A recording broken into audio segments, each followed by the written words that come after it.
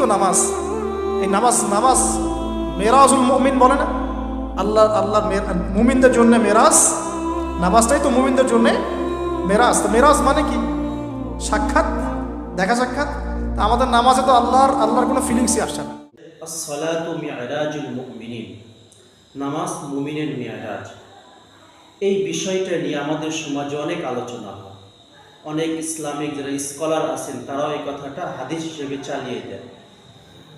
আসলে এই কথাটা হাদিস কি না, এ ব্যাপারে আমরা আজকে জানি।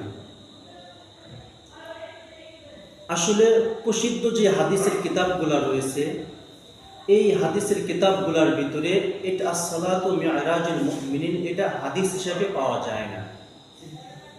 আল কাউসারের ভিতরে বলা হয়েছে যে এটা একটা উক্তি, আর এটা উক্তি হিসাবে থাকাটাই গ্রহণযোগ্য। আমরা এটাকে কখনো হাদিস হিসাবে নিব না। যে কথাটা হাদিস নয় এটা হাদিস হিসেবে চালিয়ে দেওয়া, এ সম্পর্কে রাসূলুল্লাহ সাল্লাল্লাহু আলাইহি ওয়াসাল্লাম অনেক কঠোর বাণী দিয়েছেন। যেমন রাসূলুল্লাহ সাল্লাল্লাহু আলাইহি ওয়াসাল্লাম বলেন, মান কাযাবা আলাইয়া ফালইয়াতাবাওয়া মাকআদাহু মিনান নার, যে ব্যক্তি আমার নামে মিথ্যা বলবে তার আবাসস্থল জাহান্নাম হবে।